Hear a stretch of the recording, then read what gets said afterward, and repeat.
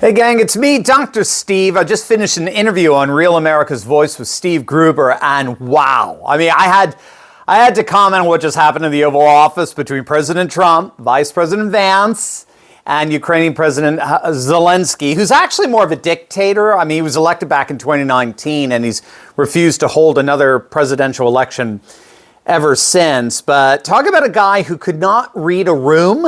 I mean, this was a classic case of biting the hand that feeds you. So I have to say, as a geopolitical nerd, for me, I mean, this was the single most kick-ass America first moment of Trump's presidency. And it was real like Trump's been wanting to say that to Zelensky for years now. I'm just going to be blunt here. That exchange revealed that Trump thinks Zelensky is a petulant, spoiled little child who's intentionally picking fights with far bigger adversaries because he thinks that we're going to fight on his behalf. That's, of course, what Big Brother Biden's been promising him all these years, what his cousins, the progressive elites in Brussels have been promising him. But now, as Tucker would say, that Daddy just came home, Big Brother Biden is gone, the European cousins have all scattered to the wind, and Zelensky is sitting there in the Oval Office looking like a freaking Muppet. And he appears to have no idea that Big Daddy Don don't play that game no more. Big Daddy Don is not swayed by your bad acting, by your emotional stories. He knows every time that you've been opening your mouth, dollar signs follow made up of our tax dollars, and Trump is absolutely done with that. We have to remember that Zelensky's really been doing everything he can to get the U.S. forces actively involved in a hot war with Russia.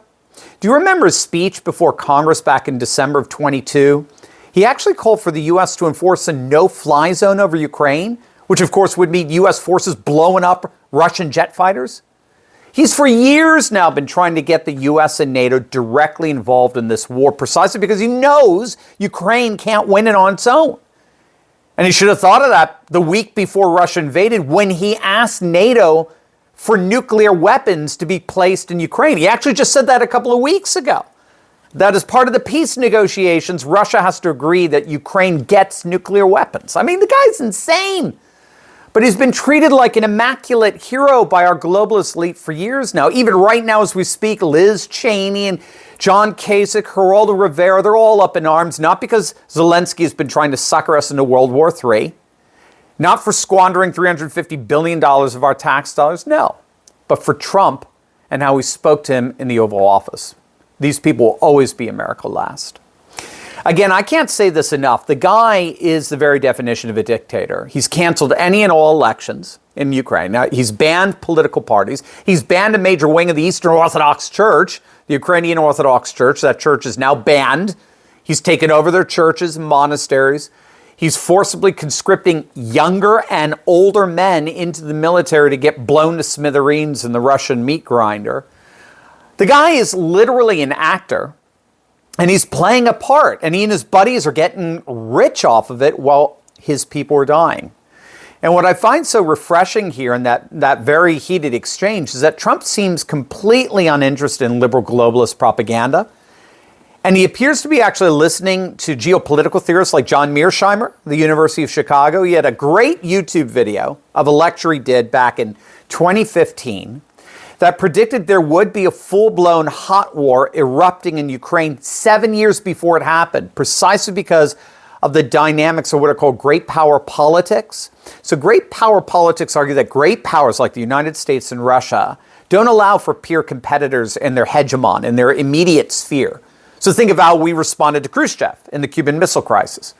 That was great power politics. Great powers will never allow a peer competitor in the region, or else they're not a great power anymore, right? We don't allow peer competitors, neither does Russia. And Mearsheimer basically argued that NATO's continuous expansion eastward up against Russia's borders was provoking Russia to respond militarily. Every Russian leader since Gorbachev said it, don't expand eastward. But that red line was always Ukraine. If NATO ever encroached into Ukraine, that's it. That would trigger a war. And right after the Maidan Revolution 2014 that our State Department helped foment, NATO began arming Ukrainian forces, rendering them a de facto NATO force. And boom, Russia responded. Regardless, when all is said and done, no matter how you slice this conflict, as well as what led up to it, there were so many off-ramps that could have been taken, but Western leaders simply refused. This war could have been either prevented or stopped with a number of exit ramps, like simply accepting the democratically elected presidency of Viktor Yanukovych, which the Maidan Revolution overthrew at the behest of Victoria Nuland and the State Department. They could have fulfilled the terms laid out in the Minsk Accords. There's a Minsk I, there's a Minsk II. That would have stopped the fighting in the Donbass. You had the peace negotiations in Istanbul in the spring of 2022 that Zelensky apparently was ready to sign before Boris Johnson sabotaged it. There were so many off-ramps, and Western liberal globalist leaders refused to take any of them. And that's because in the end, this was all part of a plan.